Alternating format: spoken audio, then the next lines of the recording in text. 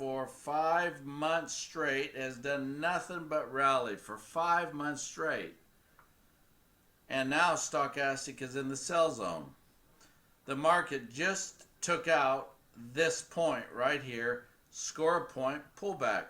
On the monthly chart with the stochastic and score a point pullback and 5 months of rally, it's ready to come down and form the right tip of a crown. Wouldn't you agree? Wouldn't you agree that this market is on its way down to form the right tip of the crown? There's the left tip, there's the right tip of the crown, which means it has a high probability of falling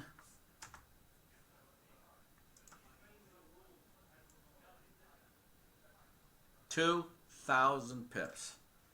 Now everybody, we get our trend direction from the larger time frame. So why would this turn bearish? Well, first of all, we have our first up AB boundary right there. We have a huge hanging man right there. We have a secondary hanging man right there. And what we have here is we have the market that was in consolidation, broke out of consolidation, and now it's on its way back inside the up AB boundary. The market loves to come back to past resistance to become future support, which means at a minimum it's coming back down to this trend line. Isn't stochastic saying this is coming back down? So that's why I picked a bearish direction, because the pressure is to bring this down. Now, there's my entry. Look at everybody. Here's the risk in this trade. Risk. What is it? I gotta get this down.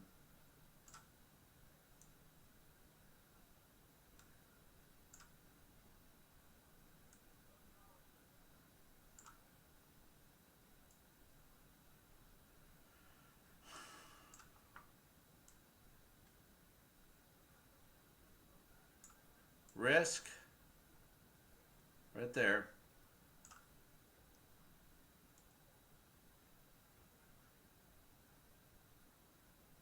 Reward, right to the below. Is this a good risk-reward ratio trade? Risk-reward?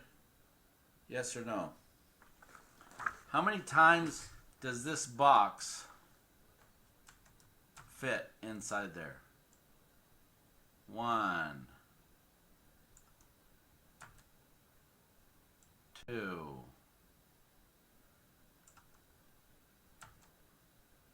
3,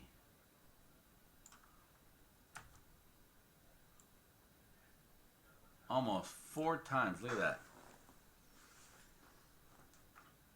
4 times risk versus reward.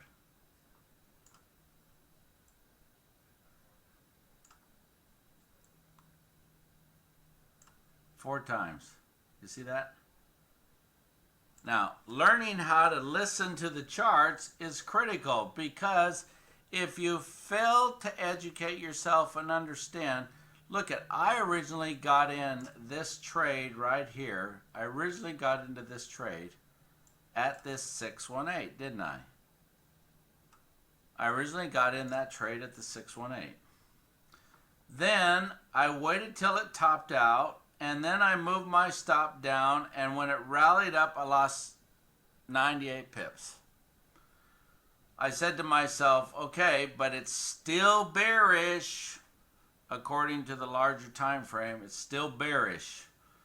A lot of pressure to bring it back down. So which means, isn't this right here a counter trend line? Isn't that a counter trend line right there? So what I did is I waited for the counter trend line to take place. And let me get rid of this risk reward now that you all saw the risk reward.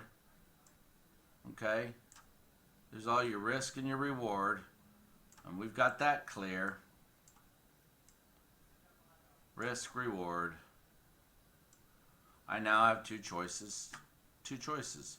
I can go after this market doing a sub A, B, C, D, or I can go after this market coming down to here. Well, you know what I like about this market? This has daily trading ranges of 309 pips. Daily trading ranges of 309 pips. Watch what happens. Market tops out right there. Boom. Beautiful evening star. Okay?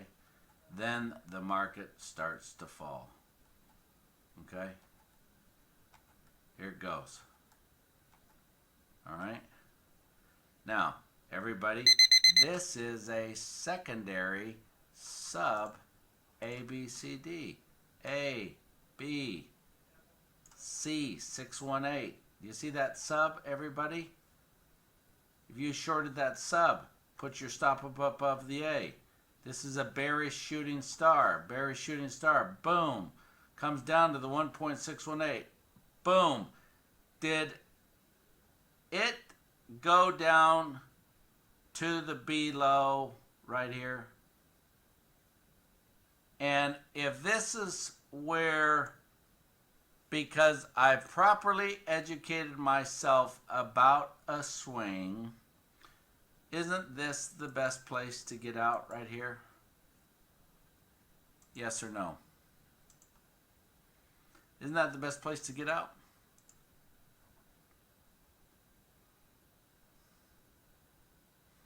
Look at this. And here's where it's at right now.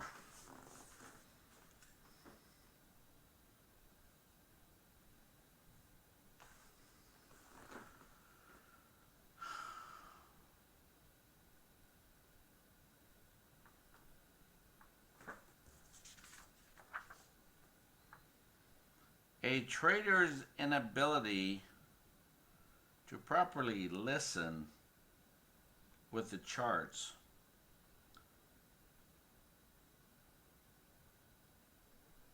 will result in losses and will result in not knowing how to take profits. So then listening is a critical skill. See? And one of the things you have to realize is Winston Churchill said this: courage is what it takes to stand up and speak. Courage is also what it takes to sit down and listen. See, it takes more courage to stay out of the market when there's not a setup than it does to get in the market.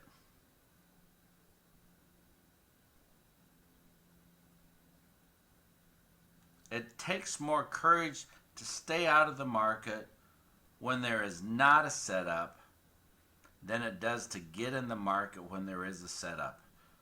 Look at this. To me, I can't get in again until it gives me a signal. The signal is it's got to break the counter trend line. It breaks the counter trend line. Now I have to trust my education. My education says, okay, I get trend direction from the larger time frame. I have to understand where the larger time frame is. By understanding where the larger time frame is, it helps me with my trend direction. But okay, this all helps me with trend direction. But the most important thing is, now that I'm on a 2-hour chart, how am I going to conduct myself? I have to conduct myself according to my education about how the markets work, don't I?